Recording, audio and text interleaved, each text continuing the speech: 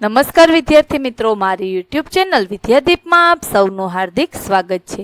મિત્રો, આજના વિડીયોની અંદર આપણે ધોરણ 6 વિષય છે સામાજિક વિજ્ઞાન, તેમાં પાઠ 6. આ પાઠનું નામ છે મૌર્ય યુગ, ચંદ્રગુપ્ત અને સમ્રાટ અશોક. આ પાઠના અધ્યયન પોથીના પ્રશ્નો અને તેના જવાબો વિશે આજે આપણે આ વિડીયોની અંદર માહિતી મેળવીશું. વિદ્યાર્થી મિત્રો, જો તમે મારી ચેનલમાં નવા હોય તો મારી ચેનલને જરૂરથી સબસ્ક્રાઈબ કરો, વિડીયો લાઇક કરો, શેર કરો અને બેલ નોટિફિકેશન આઇકોન ઓન કરો, જેથી આગળના દરેક નવા વિડીયોની નોટિફિકેશન તમારા મોબાઈલની સ્ક્રીન પર મળી શકે. તો ચાલો વિદ્યાર્થી મિત્રો શરૂ કરીએ. ધોરણ 6 વિષય છે સામાજિક વિજ્ઞાન, તેમાં પાઠ 6. આ પાઠનું નામ છે મૌર્ય યુગ, ચંદ્રગુપ્ત અને સમ્રાટ અશોક. તેમાં પહેલો પ્રશ્ન, આપેલા વિકલ્પોમાંથી સાચો વિકલ્પ શોધી બોક્સમાં લખો. પહેલો પ્રશ્ન છે ચાણક્ય દ્વારા લખાયેલ એક જાણીતો ગ્રંથ, તો તેમાં આવશે ઓપ્શન સી અર્થશાસ્ત્ર. બીજો પ્રશ્ન, મૌર્ય વંશની માહિતી મેળવવામાં નીચેનામાંથી કયો ગ્રંથ ઉપયોગી નથી, તો જવાબમાં આવશે ઓપ્શન બી મેઘદૂત. ત્રીજો પ્રશ્ન, અશોકનો શિલાલેખ જોવા માટે તમે ગુજરાતમાં કયા સ્થળે જશો, તો જવાબમાં આવશે ઓપ્શન સી જુનાગઢ.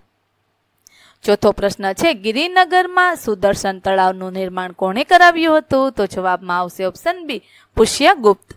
પાંચમો પ્રશ્ન, ચંદ્રગુપ્ત મૌર્યે અંતિમ સમયમાં ક્યાં વસવાટ કર્યો હતો, ઓપ્શન ડી શ્રવણ બેલગોડા. છઠ્ઠો પ્રશ્ન, કયું યુદ્ધ અશોકના જીવનનું અંતિમ યુદ્ધ બની રહ્યું, તો જવાબમાં આવશે ઓપ્શન સી કલિંગનું. સાતમો પ્રશ્ન, ચાણક્ય કયા વિષયમાં નિષ્ણાત હતા, તો જવાબમાં આવશે ઓપ્શન બી અર્થશાસ્ત્રમાં. આઠમો પ્રશ્ન, શસ્ત્રો છોડી શાસ્ત્રનું શરણ લેવાનો ઉપદેશ અશોકને કોણે આપ્યો, જવાબમાં આવશે ઓપ્શન એ ઉપગુપ્તે. નવમો પ્રશ્ન, મૌર્ય યુગમાં સીતાધ્યક્ષ કયા વિભાગનો કાર્યભાર સંભાળતા, ખેતી વિભાગનો. 10મો પ્રશ્ન, મૌર્ય યુગમાં બનેલો કયો રોડ એશિયા ખંડનો સૌથી જૂનો માર્ગ છે, તો જવાબમાં આવશે option C grand trunk road. ત્યાર પછી પ્રશ્ન નંબર 2, તેનો એ વિભાગ બંધ બેસતા જોડકા રચો. તો પહેલાની સામે બી, બીજામાં ડી, ત્રીજામાં એ, ચોથામાં સી અને પાંચમામાં એફ. ત્યાર પછી પ્રશ્ન નંબર 2 નો બી વિભાગ, નીચેના વિધાનો સાચા છે કે ખોટા તે જણાવો. પહેલું વાક્ય ખોટું, બીજું વાક્ય સાચું, ત્રીજું વાક્ય સાચું, ચોથું વાક્ય ખોટું, પાંચમું વાક્ય ખોટું થશે, છઠ્ઠું વાક્ય ખોટું થશે, સાતમું વાક્ય ખોટું થશે અને આઠમું વાક્ય સાચું થશે. ત્યાર પછી પ્રશ્ન નંબર 3, યોગ્ય શબ્દો વડે નીચેના વિધાનોની ખાલી જગ્યાઓ પૂરો. પહેલી ખાલી જગ્યામાં આવશે સમ્રાટ ધનનંદ, બીજી ખાલી જગ્યામાં તક્ષશિલા, ત્રીજામાં ઇન્ડિકા, ચોથી ખાલી જગ્યામાં બૌદ્ધ ધર્મ, પાંચમી ખાલી જગ્યામાં બૃહત્સ્થ, છઠ્ઠી ખાલી જગ્યામાં ધમ મહાપાત્ર અને સાતમી ખાલી જગ્યામાં રાજુક. ત્યાર પછી પ્રશ્ન નંબર 4 નો એ વિભાગ, નીચેના પ્રશ્નોના ઉત્તર 1-2 વાક્યોમાં લખો. પહેલો પ્રશ્ન, કૌટિલ્યના અર્થશાસ્ત્રમાંથી મૌર્ય સામ્રાજ્યની કઈ કઈ માહિતી જાણી શકાય છે, જવાબ કૌટિલ્યના અર્થશાસ્ત્રમાંથી મૌર્ય સામ્રાજ્યની રાજકીય, આર્થિક અને સામાજિક જીવનની માહિતી મળે છે. બીજો પ્રશ્ન, મૌર્ય યુગમાં બનેલ ગ્રાન્ડ ટ્રંક રોડનો વિસ્તાર ક્યાંથી ક્યાં સુધી હતો, જવાબ મૌર્ય યુગમાં બનેલ ગ્રાન્ડ ટ્રંક રોડનો વિસ્તાર હાલમાં દિલ્હીથી કોલકાતા સુધીનો રાષ્ટ્રીય ધોરીમાર્ગ તરીકે ઓળખાય છે. ત્રીજો પ્રશ્ન, જૂનાગઢમાં આવેલ અશોકના શિલાલેખમાં કયા 3 રાજ્યોનો લેખ છે, જવાબ જૂનાગઢમાં આવેલ અશોકના શિલાલેખમાં રાજા મહાક્ષત્રય રુદ્રમાનો, રાજા ચંદ્રગુપ્ત અને અશોકના રાષ્ટ્રીય યવનરાજ આ 3 રાજવીઓના લેખ છે.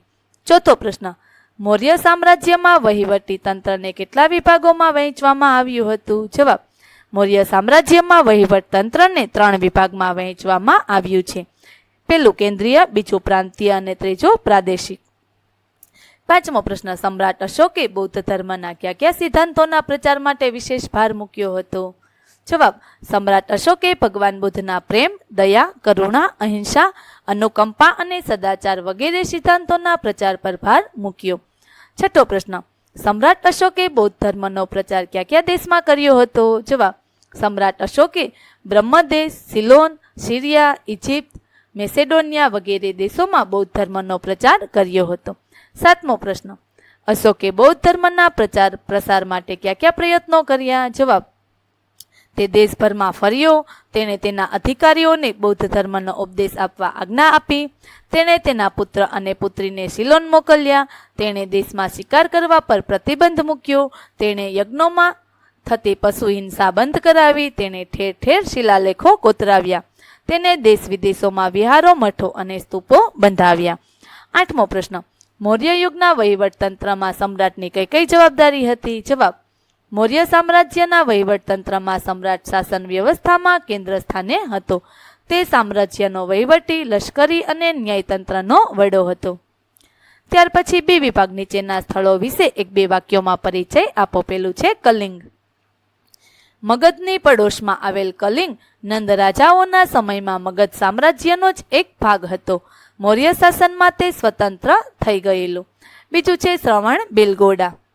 ચંદ્રગુપ્તે તેના જીવનનો અંતિમ સમય જૈન મુનિ ભદ્રબાહુ સાથે મૈસૂરના શ્રવણ બેલગાડામાં વિતાવ્યો હતો. ત્રીજું છે જુનાગઢ. ગુજરાતના જુનાગઢમાં ગિરનાર પર્વત તરફ દામોદર કુંડ જતા અશોકનો શિલાલેખ મળી આવેલ છે, જે પ્રાકૃત ભાષામાં લખાયેલ છે. ત્યાર પછી પ્રશ્ન નંબર 5નો એ વિભાગ નીચેના વિધાનો માટે કારણો આપો. પેલો પ્રશ્ન. પેલું વાક્ય છે સમ્રાટ અશોક ઇતિહાસમાં મહાન રાજવી તરીકે સ્થાન ધરાવે છે. જવાબ. સમ્રાટ અશોકે ખટપટો કરી રાજ્ય મેળવ્યું અને તેનો વિસ્તાર કર્યો. તેણે મહાસામ્રાજ્યનું નિર્માણ કર્યું. કલિંગ પર વિજય મેળવવાની મહત્વાકાંક્ષા પૂરી કરવા તેણે તેના પર આક્રમણ કરી વિજય મેળવ્યો. પરંતુ તેના બાદ તેનું હૃદય પરિવર્તન થયું અને ભવિષ્યમાં કદી યુદ્ધ ન કરવાનો નિર્ણય કર્યો અને બૌદ્ધ ધર્મ અપનાવ્યો. આ પરથી કહી શકાય કે તેઓ મહાન રાજા હતા. બીજું વાક્ય છે ચંદ્રગુપ્તની સિદ્ધિઓમાં ચાણક્યની રાજનીતિએ ઘણો મહત્વનો ભાગ ભજવ્યો હતો. જવાબ. કારણ કે બાળપણમાં રાજાની રમત રમતા ચંદ્રગુપ્તનું હીર પારખીને તક્ષશિલાના કૌટિલ્ય ગોત્રના આચાર્ય વિષ્ણુગુપ્તે તક્ષશિલા લઈ જઈ તેને શસ્ત્ર અને શાસ્ત્રોની તાલીમ આપી. ચાણક્યની તાલીમની મદદથી અને માર્ગદર્શનથી ચંદ્રગુપ્ત મૌર્યએ ઈસવીસન પૂર્વે 321માં નંદવંશના અંતિમ સમ્રાટ ધનનંદને હરાવીને મગધની ગાદી સંભાળી મૌર્ય વંશની સ્થાપના કરી. ચાણક્યની રાજનીતિ અને વહીવટ અંગેની કુશળતાનો સંપૂર્ણ લાભ ચંદ્રગુપ્તને મળ્યો. ચંદ્રગુપ્તની તમામ સિદ્ધિઓમાં ચાણક્યના માર્ગદર્શને ઘણો મહત્વનો ભાગ ભજવ્યો હતો. ત્યાર પછી બી વિભાગ ભારતના રેખાંકિત નકશામાં મૌર્ય સામ્રાજ્યના નીચે મુજબના મુખ્ય સ્થળો દર્શાવો. જે અહીં દર્શાવ્યા છે, જે તમે જોઈ શકો છો, જે તમારે આ પ્રમાણે દર્શાવવાના. પાટલીપુત્ર, સાંચી, કલિંગ, સારનાથ અને ગિરિનગર. ત્યાર પછી પ્રશ્ન નંબર 7 ટૂંકનોંધ લખો. પેલી ટૂંકનોંધ છે ચંદ્રગુપ્ત મૌર્ય. કૌટિલ્ય ગોત્રના આચાર્ય વિષ્ણુગુપ્તે તક્ષશિલાના ચંદ્રગુપ્તને તક્ષશિલા લઈ જઈને શસ્ત્ર અને શાસ્ત્રોની તાલીમ આપી. વિષ્ણુગુપ્તની તાલીમ અને માર્ગદર્શનથી ચંદ્રગુપ્ત મૌર્ય ઈસવીસન પૂર્વે 321માં નંદવંશના અંતિમ શાસક ધનનંદને હરાવીને મગધ પર મૌર્ય વંશની સ્થાપના કરી. તેણે ગ્રીક રાજા સેલ્યુકસ નિકેતરને હરાવી 4 પ્રદેશો જીત્યા. ચંદ્રગુપ્તની બહાદુરીથી પ્રભાવિત થઈ સેલ્યુકસે પોતાની પુત્રી હેલેનાને ચંદ્રગુપ્ત સાથે પરણાવી હતી. ચંદ્રગુપ્તે લગભગ સમગ્ર ભારતમાં સાર્વભૌમ સત્તા સ્થાપી હતી. ચંદ્રગુપ્તે જીવનનો અંતિમ સમય શ્રવણ બેલગોડામાં જૈન મુનિ ભદ્રબાહુ સાથે વિતાવ્યો હતો. તેણે 24 વર્ષ સુધી શાસન કર્યું હતું. ત્યાર પછી બીજી ટૂંકનોંધ છે બિંદુસાર. ચંદ્રગુપ્તના અવસાન બાદ તેનો પુત્ર બિંદુસાર મગધની ગાદીએ આવ્યો. પિતા ચંદ્રગુપ્ત તરફથી મળેલું વિશાળ સામ્રાજ્ય યથાવત ટકાવી રાખી તેની ભેટ પુત્ર અશોકને આપી. એ જ બિંદુસારની મોટામાં મોટી સિદ્ધિ ગણી શકાય. બિંદુસારના શાસનકાળમાં રાજકુમાર સુશીમની તક્ષશિલાના અને રાજકુમાર અશોકની અવંતીના રાષ્ટ્રીય તરીકે નિમણૂક થઈ હતી. સુશીમના સમયમાં તક્ષશિલામાં થયેલ બળવાનને નિયંત્રિત કરવામાં તે નિષ્ફળ રહ્યો, જ્યારે અશોકે આ કાર્ય સફળતાપૂર્વક પાર પાડી બળવો દબાવી દીધો હતો. બિંદુસાર તેના શાસનકાળમાં કોઈ નવો પ્રદેશ જીત્યો ન હતો, પરંતુ ગ્રીક રાજ્ય સાથેના મૈત્રીભર્યા સંબંધો જાળવી રાખ્યા હતા. તેણે મગધની ગાદી પર લગભગ 25 વર્ષ સુધી રાજ્ય કર્યું. ત્યાર પછી પ્રશ્ન નંબર 7 ભારતના રાષ્ટ્રીય પ્રતીકોની યાદી બનાવી તેના ચિત્રો એકત્રિત કરી નીચેના ચોરસમાં ચોંટાડો અને નામ નિર્દેશન કરો. તો ચાલો જોઈએ. મોર, વાઘ, રાષ્ટ્રીય ફળ કેરી અને રાષ્ટ્રીય ફૂલ કમળ. વિદ્યાર્થી મિત્રો, અહીં આપણે ધોરણ 6 વિષય છે સામાજિક વિજ્ઞાન, તેમાં પાઠ 6. આ પાઠના સ્વ અધ્યયન પોથીના પ્રશ્નો અને જવાબો પૂરા કરીએ છીએ.